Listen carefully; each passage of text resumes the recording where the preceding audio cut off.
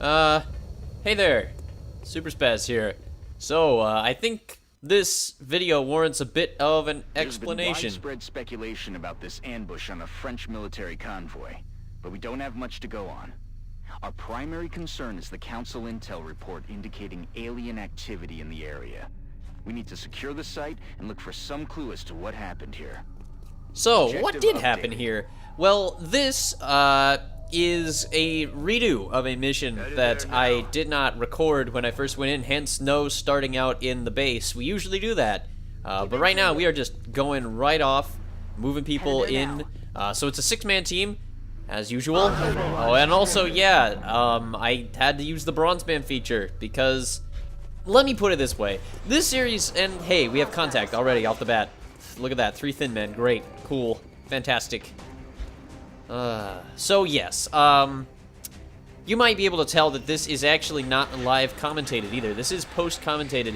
I've edited out some parts, namely the parts where there's no contact going on. Okay. And me maybe explaining my setup here on this map. But as I was going to say, the age of Ironman Impossible is over, now it's Bronzeman.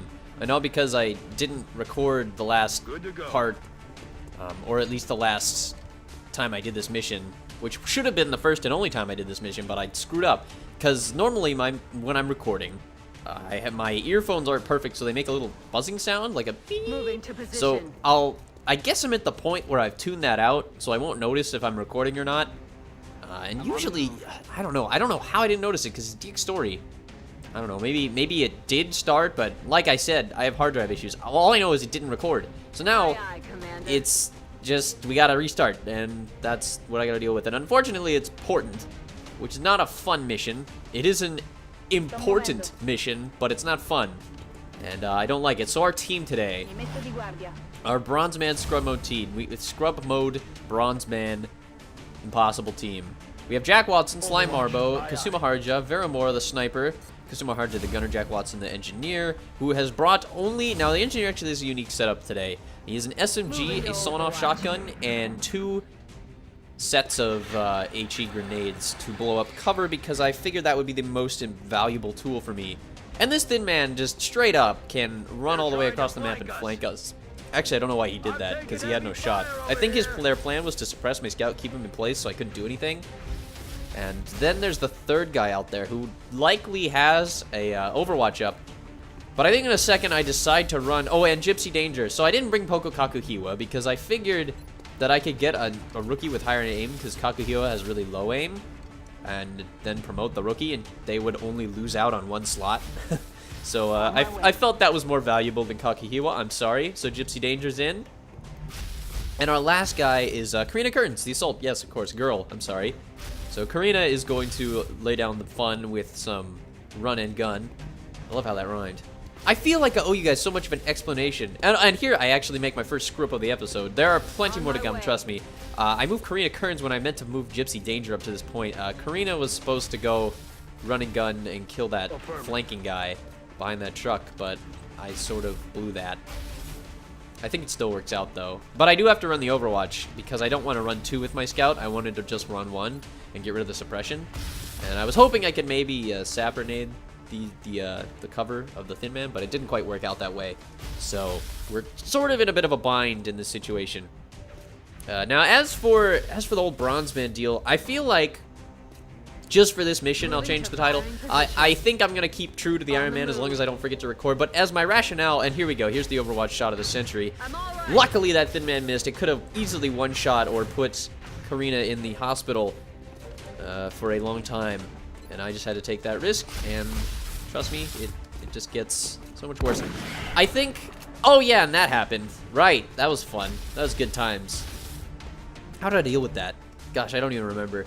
That's the thing about post-commentary, is I like live commentary on this game because I know what I'm doing, and I know what was going through my head at the time because I'm doing it live. This, I have no idea what I was trying to do. And I think this brings me to my point of why I restarted the mission instead of telling you what happened. Because this series is less about the whole Iron Man aspect, and I know that is a part of it, yes. That is a big part of it. If I lose people, I lose people, and I can't go back for them, as evidenced by that one UFO mission where everything went wrong because of that botched activation. Oh, and we missed the flush, too. Wow. That was really bad. How did I get out of this? Who made that shot? Did I do it with Marbo? What the hell did I do? How did I win this? Anyway, that botched activation with the Outsider, I feel like this mission may be sort of payback for that, in a sense.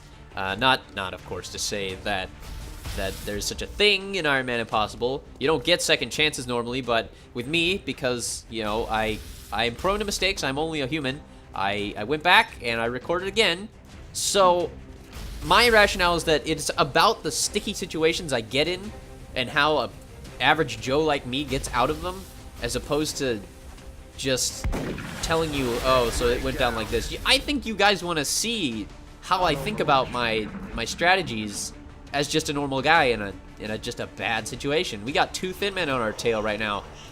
All we have is smoke protecting us and rookie armor. And luckily, these thin men are kind of dumb. This one's actually pretty smart, I think. I think he actually takes a shot. I'm taking fire. I actually don't think Kearns had smoke in that cover either, because you don't see a little green arrow.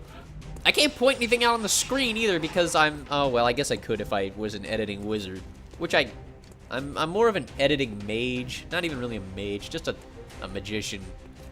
A small, timey-limey guy who does magic tricks for fun in his basement.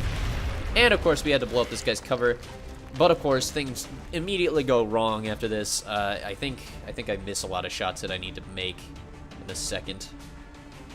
I don't know what I'm thinking here. But, yes, my rationale for this series is that you want to see me get into sticky situations and get out of them.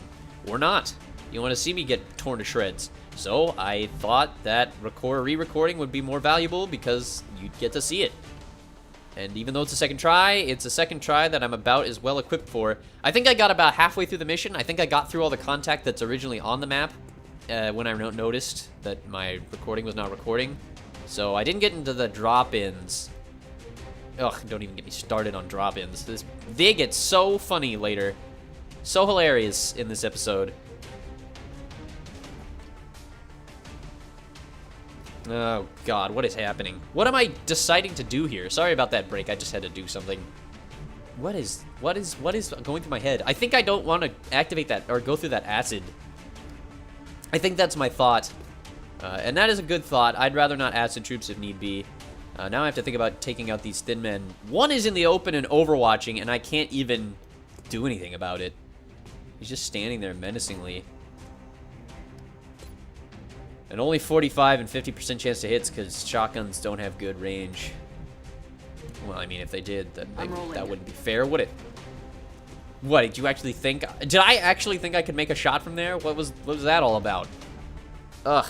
Sometimes I wonder why I do these things. And it's like, I think this might be better because I get to look back through and even see my mistakes and tell you about them before they happen. I mean, if you're watching my series, you might learn some things.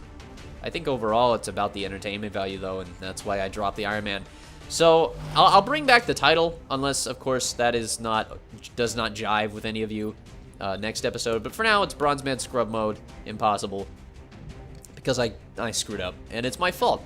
But it's not the kind of my fault that I thought it would be. I actually didn't even anticipate that I'd be forgetting to record episodes, or just not recording them. Or whatever happened, but that wasn't what I factored into the Bronzeman decision. I just did it for glitches or unbeatable missions and stuff like that, but that's not what we used it on. We had to use it on my own human error.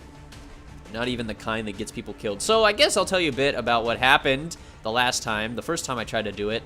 I won't reveal too much. I'll just say that so far, it could be worse. What am I trying to... Oh, don't do that. Don't do that, Sooperspazz. Because you have no guarantees that you're going to kill this thin man. I mean, sure, you can haul a target, but that's not a good idea. You're gonna get hit.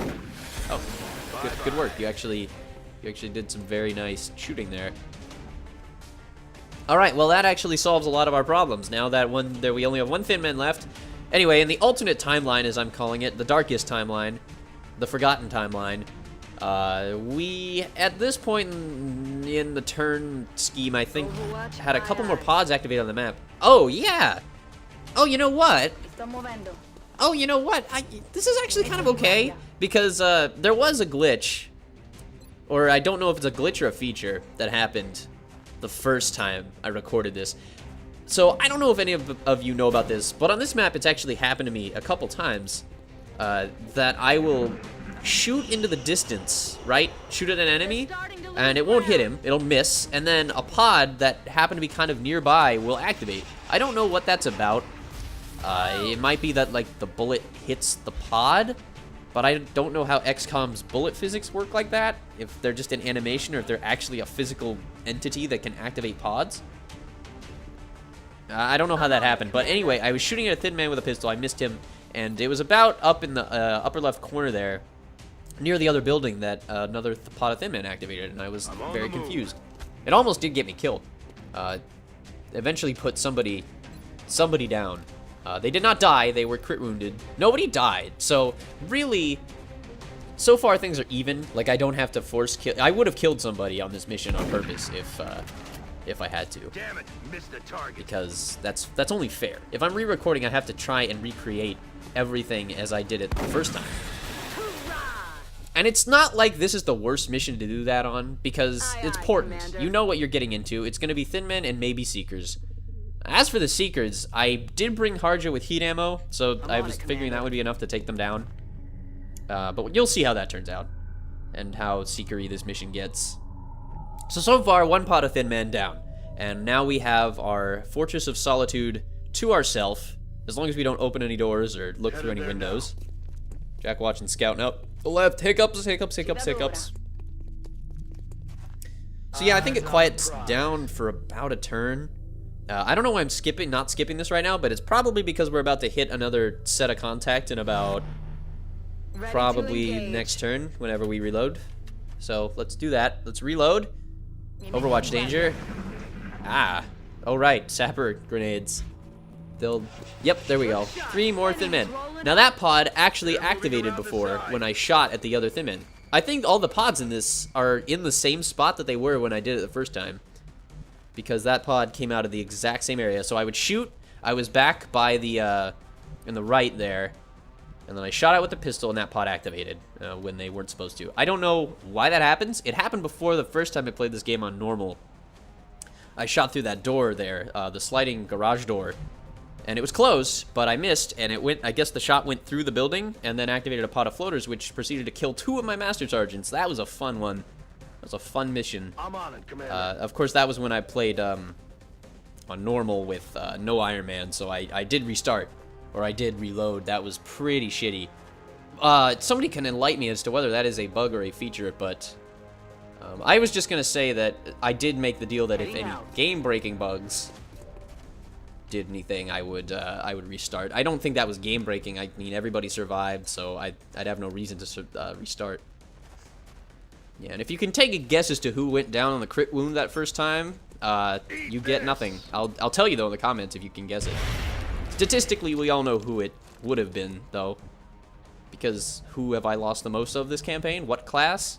What class of mine always winds up in the med bay for some reason? Because they're always up in the thick of things? It's not the sniper. I will give you that hint. Alright, so these shots suck still, and that's not a surprise because, well, we don't have running guns, so we can't get up close to these thin men. And honestly, I don't want to. If I have no guarantees that I can kill them, I don't want to be getting up close and personal because I'll just die. Good shot, Marbo, but not good enough. Should have used it on the other one and we would have made it out. So yeah, now we have some choices here. Now this is actually a pretty heartbreaking moment because we have a very decent shot, 82% on this front thin man because the holo targeting. And what does Gypsy Danger do? It just 82%. You know, it's not a guarantee. And of course, our sniper can take out one, guaranteed. But we waited until we did this for some reason. Now we brought Harja up, not there. Oh right, we moved the assault first. Karina Kearns comes up, does something. I think I cowered out and hunkered down because I didn't think I could hit them. Or do I shoot? I think I shot. Anyway, point is that these thin men, all our shots that have needed to hit have hit, but for 2 little damage, and all of our shots that also needed to hit have missed, I guess. I mean, we've only taken 3 moves so far. Alright, take that shot, Kearns, and let it be true. Uh-oh. That looks like... And see, this is exactly what I was talking about. So if that had been the previous pod, I would have taken that pistol shot, it would have hit the building, and then that pod would have activated. So I don't quite know what that was, but it didn't happen this time, so I'm not going to complain about it. It's said and done. I restarted, and that's the way the cookie crumbled. And we took the shot on the less reliable Thin Man because Harja could only see one. Taken care of. And I think we are going to be down a couple Thin Men this turn, which is good, but that's leaving one alive, and in people... Watson and Gypsy Danger in some very precarious cover, so it was kind of my gambit that the Thin Man would run away instead of try to take me head on because he's missing quite a bit of health. And I was right on that gambit. I do tend to take a lot of gambits looking back. This isn't even the last. This is the second real big one I've made. The first was that running that Overwatch with the Assault. So I think at this point, I just kind of wait behind closed doors and get ready to pop till he drops, or till the Thin Man drop. What am I doing with Harja? Am I taking her up to the roof? I think my plan for this one was to utilize this roof, and I didn't think I'd be making contact on the first turn, but I did, so that's just how it rolled. The same exact thing happened, though, so I did recreate it pretty well, except for that glitch. So, you know... I think it's semi-fair, but I'm not going to try to justify it. What happened was my fault, and that's just how it rolls. That's how it be. Position confirmed.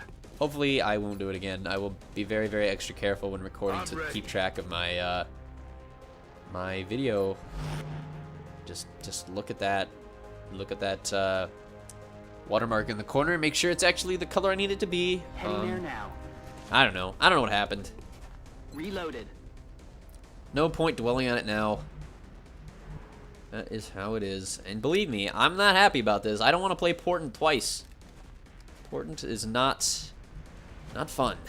No bueno. Moving to position. Okay, that's smart. Just hide everybody, because one Thin Man can still one-shot a soldier that you would rather have alive and not one-shotted. Yeah. Definitely would cry tears of soy if that happened. So anyway, Thin Man is not in sight, so looks like he's probably sitting out there in the din, in the rubble, just waiting with an Overwatch shot prepped and ready to go. On the move. That's what I think anyway. If I were a Thin Man, that's what I'd do. So I decided to blow my load on the battle scanner before running into any Seekers. I'll tell you how that goes when the Seekers show up. Let's have a The thing about this, I think post-recording is actually kind of funny because I know exactly what happens this episode, and you don't know a damn thing. I could hold this over your heads and be like, oh, somebody dies. Dude, is it Watson? Is his brother never going to see him again? Is this the last time the Watson brothers are ever... Did they already have their last goodbye? Or is it Karina Kearns separated from her husband, Craig Kearns? We'll never know. Already there. Well, you will. I mean, if you finish the video, you'll know. Anyway, that's... Jesus. I kind of recorded this one weird, and I'll explain Ready to why. engage. Is because I was... Basically, I don't have time to record when I need to. So what I did instead was I recorded this, pre-recorded this, and then now I am post-commenting over it when I have privacy and when I can comment. Because that's the thing I can't do with other people in the room because it'd be weird. Also, I'm a solo act. I don't go in with other people. You know what I've actually thought might be cool though, if others were up for it and I could get it organized, is like have a whole bunch of Long War Let's Players share a save file and then swap every mission. Like everybody makes a different part. So that battle scanner actually turned out to be useful because that Thin Man jumped onto the roof and flanked himself to bum ba da dum. Where are ya? Get her, Varamora. I mean, get him. Because she will have squad sight just barely on that Thin Man, which is all the barely we need. 77% chance with a 50% crit is not awful. And it was just good enough to take down that suited snake. And that's that. That's the contact. So now, at this point, I don't know how many pods there are left.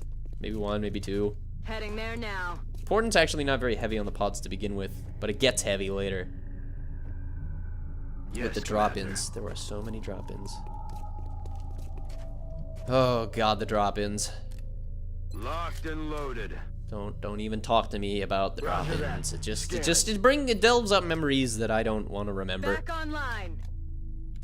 I mean, I guess I'll have to remember them, huh? Because I'm about to Got watch. it covered. Oh. Carica e Huh. pronta. Okay. Well, you can talk about the drop-ins then.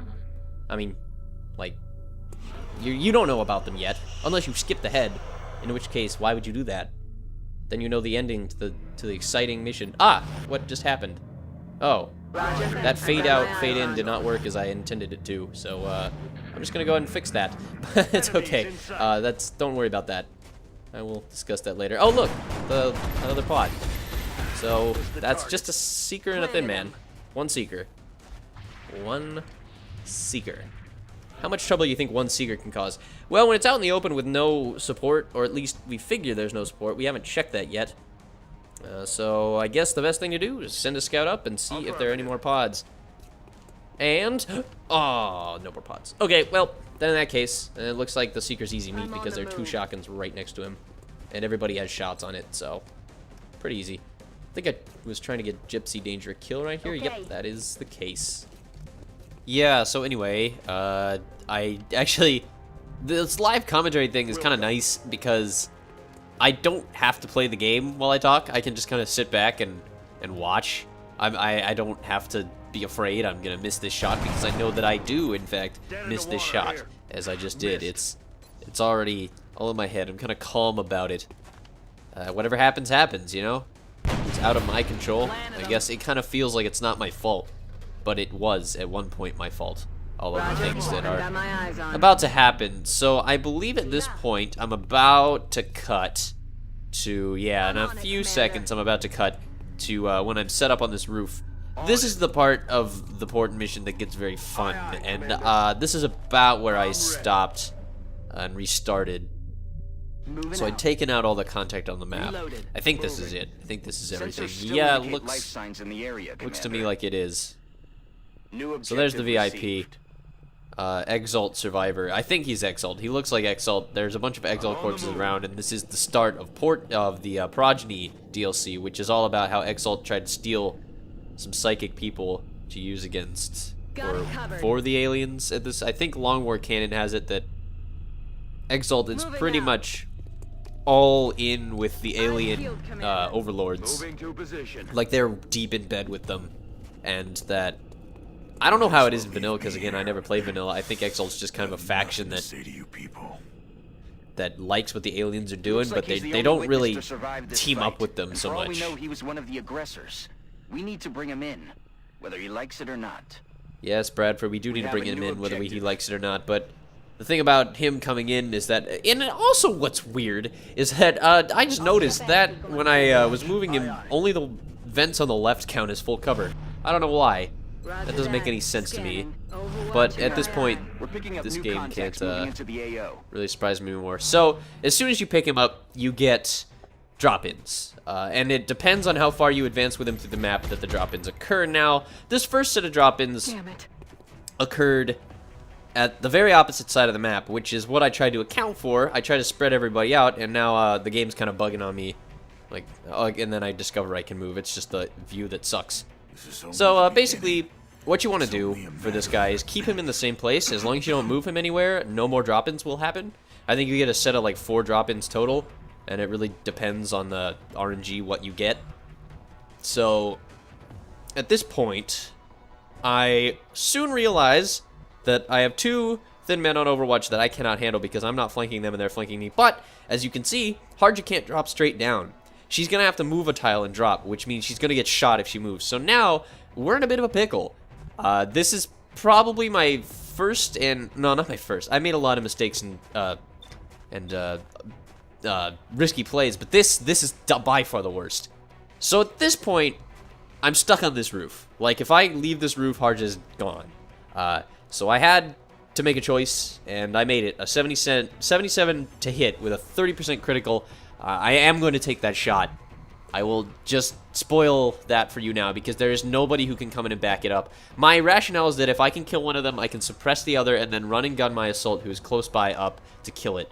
And that will save the day. But if this didn't work, We could be saying goodbye to Harja. We could be saying goodbye to Veramora. Most likely Veramora, because she has the less health. They would go after her.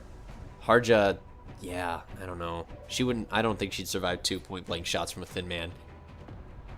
So yeah, we're going to take this shot. It's going to be good. It's going to be juicy. And as you can see, everything turns out fine. Veramora makes her kill. And now we have to go hard. And definitely bring everybody home in one piece. So let's press that thin man. And break all the glass, because it wouldn't be XCOM if we destroyed every single... And then this environment sucks anyway. Why would we care if it's destroyed or not? It's already gone to hell. Alright, here goes the running gun of truth. I decided to just put her as up close as I can and not care about flanks, because at this point, I'm all in. Like, if I decide to be safe at this point in the play, then it's pretty moot. So it worked out. All the drop-ins are dead, and now I am going to go ahead and prepare again for the next wave. Now, I do something a little bit, how shall I say, stupid, because I had this weird preconceived notion that the drop-ins alternated. Like, so you would get some on the top side, and then you would get some on the back side as we moved to the VIP. Eyes peeled, Commander. Of course, that's not at all how it works, and we're about to see just why. I'm pretty convinced at this point now that the drop-ins work. Like, they drop in on the opposite side of where any of you... Like, I'm pretty sure the Long War devs have thought this through. Like, they look at where your soldiers are placed and try to put drop-ins in places where they're not even close to. I think it's actually a pretty solid tactic if they could possibly do that, but it seems to me like that's what's happening, except for that first one, but they really didn't have a choice because my soldiers were everywhere. And now we're in a bit of another pickle, because, and I love the head bobbing pigeons. May we just distract ourselves from this atrocious Overwatch defense, and just look at these pigeons. They're so great. They're just bobbing to the beat of the battle music. So now we have a thin man here, and it's on Overwatch, and you can see our very squishy sniper. Well, not that pretty much everybody at this point is squishy. It's gonna be Phalanx isn't even gonna help us that much with squishiness. It's just gonna help us survive some shots that would kill us. I mean, it'll probably help the assaults and scouts with squishiness, because if I get some alloy vests or plating, it'll be hot diggity dog for me. Also, our volunteers or our escort is in trouble too, because if he moves, he's dead. So we need to get him back. So we need a plan, and that plan is probably best executed by throwing a smoke, running through with our scout to minimize any sort of Overwatch shenanigans like we had at the train yard. I don't like using Overwatch shenanigans. What goes again? Lightning reflexes, that's the one. The other thing about not live commentary, I meant to say live earlier, is that I'm improvising it still, so it's still going to be just as bad as normal. Bad and jumbled, but hey, this is what this series is all about. Being just a jumbled mess, trying to succeed where it's the hardest. Fire over here. Even though it's not the hardest anymore. Anyway, so that worked. That got the Overwatch off our ass. So now our strategy is kill that thin man before he causes us any more pain.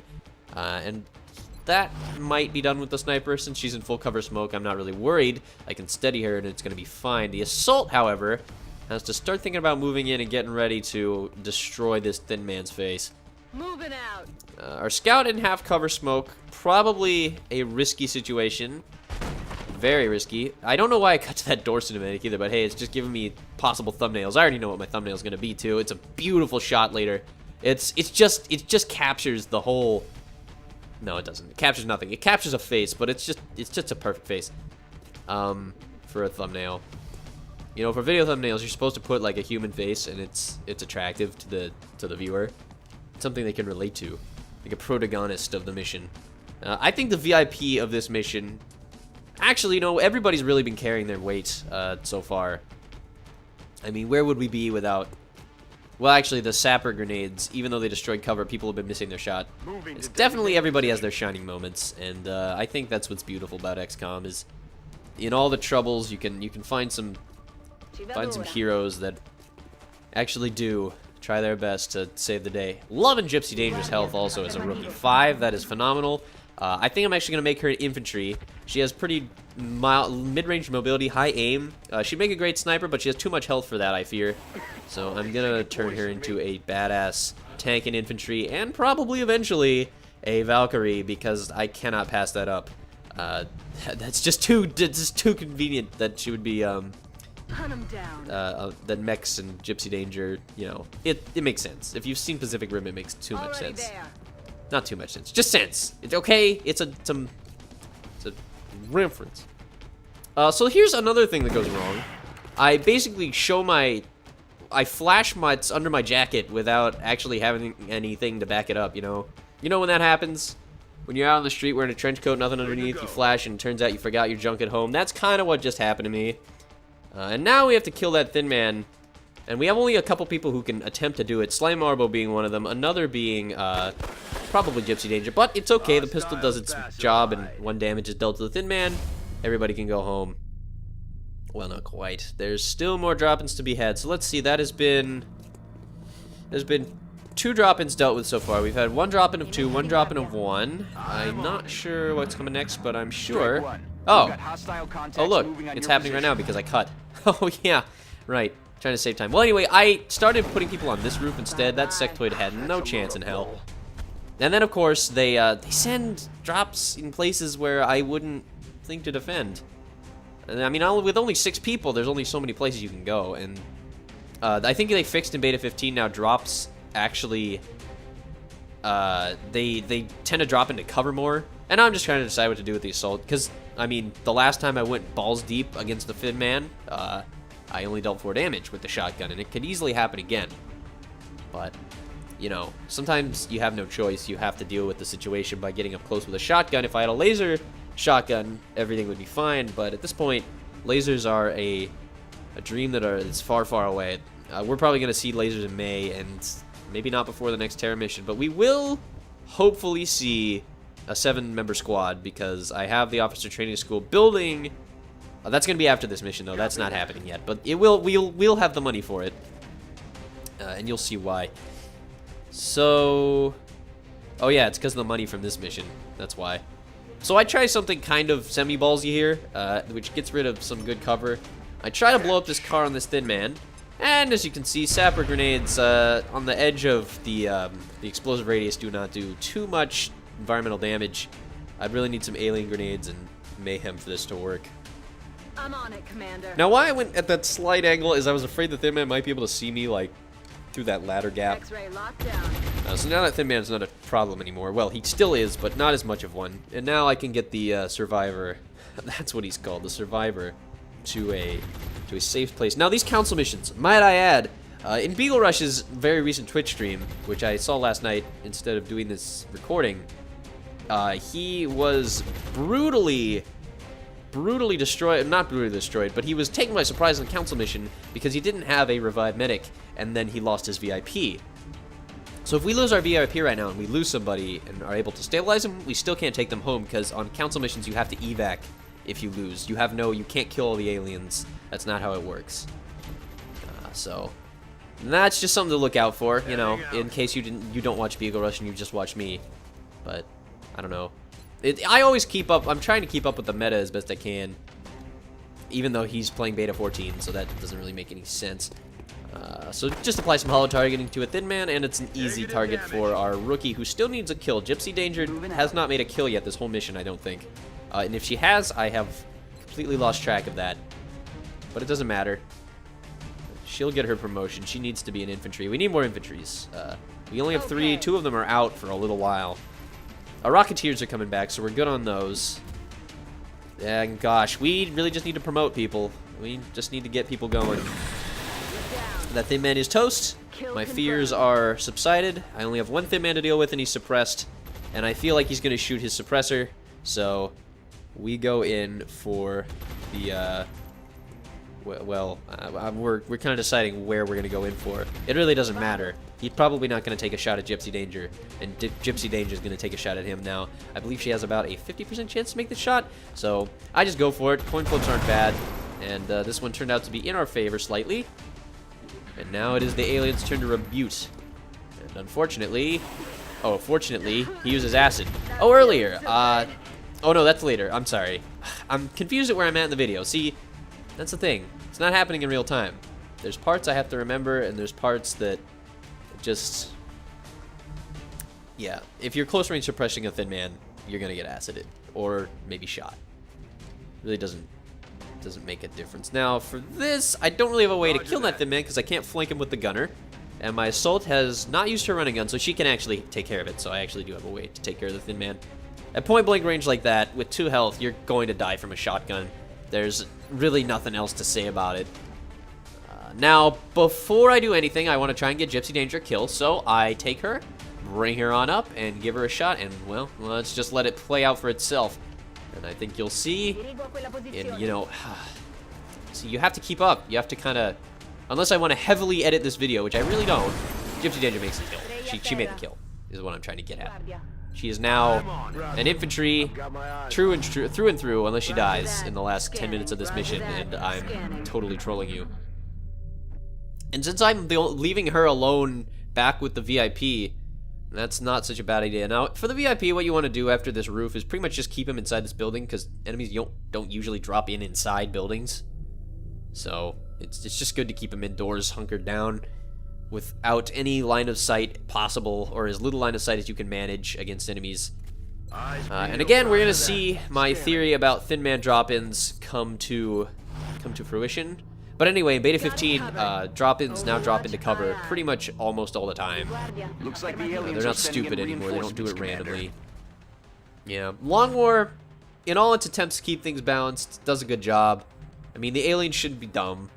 But at the same time, there's aspects of Long War that, well, I can't grouse or complain. I'm not going to grouse or complain. I didn't make the mod. If I want to complain, I can just edit the ini files and then we're good to go. But this is more of a test of just unedited Ironman Impossible.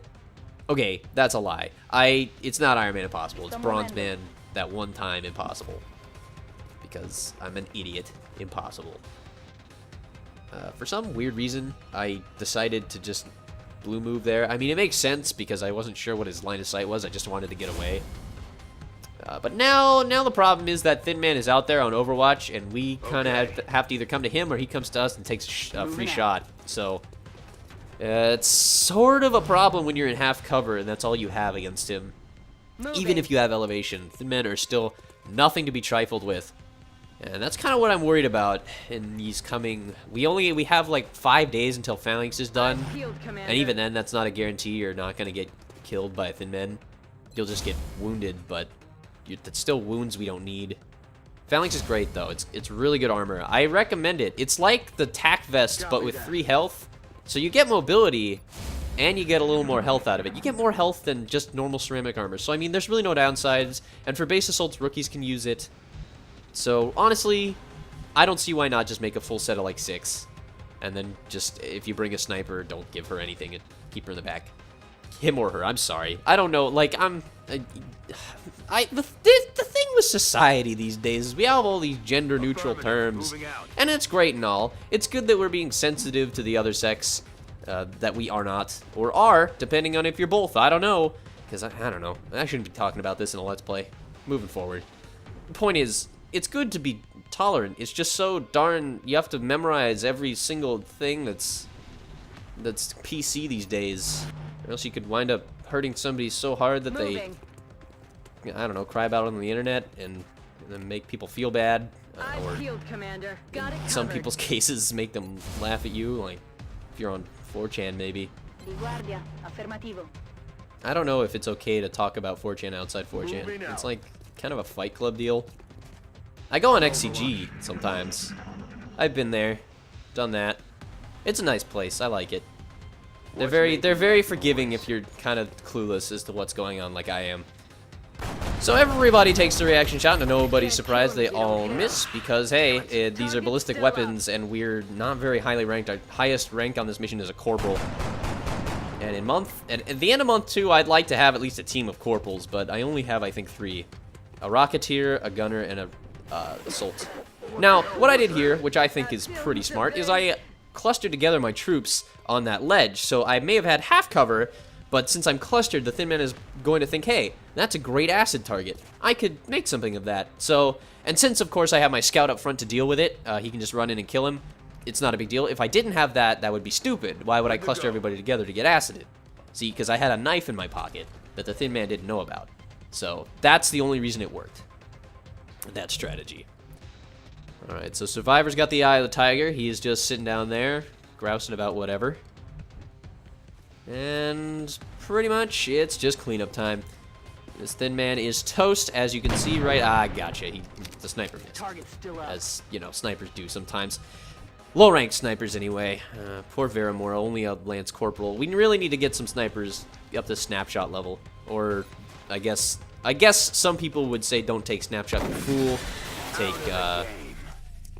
Take that one critical chance McGee. Anyway, after waiting like another 10 turns for the acid to wear off, like I had to do with Harja the first time, we're finally ready to move forward with the volunteer, and next turn he should be ready to get to the evac zone. And I believe this is the last set of drop-ins. And again, drop-in right into full cover, way away from all my soldiers, but still just close enough that his Overwatch will catch my scout by the scrotum if he moves. So that's the thing, you know, about drop-ins now, is that you gotta have a full squad of 8. And if it weren't for Canada, remember everybody, we'd have a full squad of 7 right by Excellent now. work, Strike One. Absolutely, no question. We'd have more money because of the satellite bonus. We probably wouldn't have had to sell as many corpses.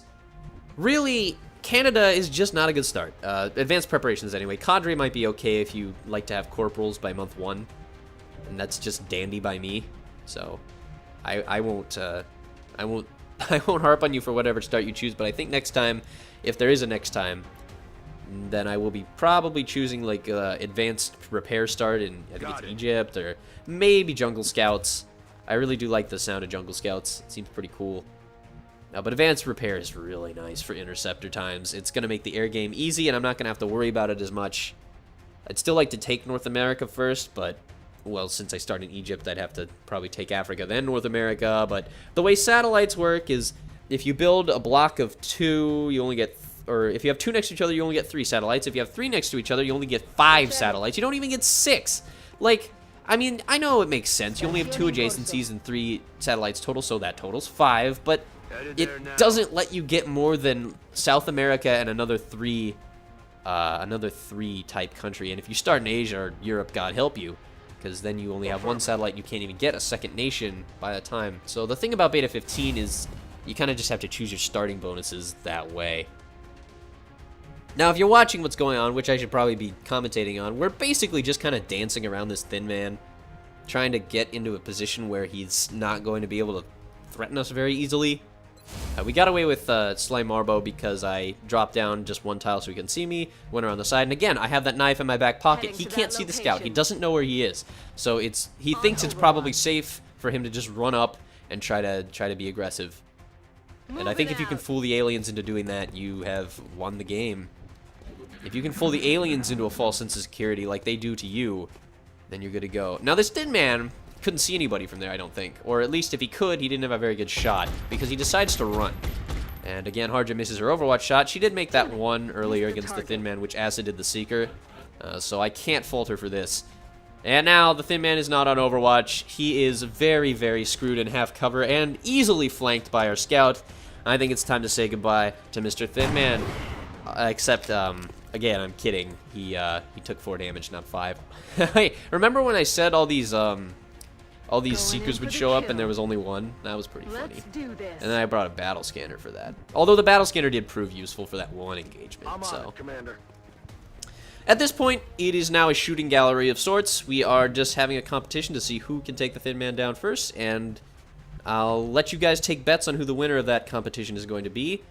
My vote is either on Karina Kearns or Slime Marbo, myself. Harja has been having trouble taking these roof shots, and I'm pretty sure I'm about to move her, and she's not. Okay, she does have a flush. But I didn't want to use that in case he actually moved to good cover, and then I killed everybody. See, I'm not that dumb. I may make some mistakes, but I'm not that stupid. And you are about to see the thumbnail of this video. Freaking nice, right? That was great. Her just cold expression. Karina Kearns, if you're watching this, you are a stone cold Thin Man Slayer, and I hope that you survive to a higher rank. And we're home. Post commentary, everybody. Slime Marbo and Kasuma Harja out for a few days, but that's fine. We've got ourselves a brand new infantry Gypsy Danger. But the fun ain't over yet. We got some corpses from that. 14 Thin Man corpses, which are going to be very, very nice bartering chips for our soon-to-be officer training school. We only need $29 more, which is what I will be using to buy. Now, don't sell your sectoid corpse to Sooperspazz. You know you need those for those scientists. And also, just research in general after you get lasers. Oh my god, hiccups. Yeah, the thing about my research plan. Okay, so next we get lasers. We have to get just normal lasers, advanced lasers, and then we have to build the lasers. And then for research, probably going to go into like sectoid autopsy. I'm going to start getting captures early if I can. But that's a problem because I need to go down and build the thermal vents too, so we need money, and, you know, that's just a shame, isn't it? As for the air game expansion, well, I'm just going to worry about North America for now, and then I'll decide later based on country bonuses, which I was going to say in Beta 15 is more important now than continent bonuses, because continent bonuses are A, harder to get, and B, just weaker in general. So now I make my officer training school in the spot I was originally going to make it. So now we have everything we need. A repair bay officer training school, satellite uplink coming in 12 days, and we should be good to go. So let's hit that scan and see what happens. Oh look, ally plating's done. So our assault can be just a little bit safer when he's engaging close range. Small scout. Now, I don't know why it took so long to decide what I was going to do, but I think through my head I thought if I send Scarecrow in again, he's going to kill it. So, but it's probably the safest thing we can do is send Scarecrow in. He is just too good. I need to get kills on other people, and in a bit that's going to be almost not possible. But I'll probably have Phoenix Cannon soon, so it shouldn't be a big deal. And now Scarecrow is about to work his magic fingers on those Raven controls. Honestly, this is probably one of the best early game fighters I have ever had. He took 2 UFOs down in a row without taking a freaking scratch. That's insane. In the beginning of 2 months with just avalanche missiles, he does not give a damn. I mean, Scarecrow, I gotta hand it to you. You are the VIP of this episode. And everybody who went on that Portent mission. Anyhow, small scout shoot down. So that's pretty nice. I think this is the end of the video, though. I'm not going to choose my squad just yet. Probably going to bring the gunner, maybe a scout, maybe a... I think I'm going to bring Flavio Kelshmo, too, as a babysitter, and possibly 3 rookies.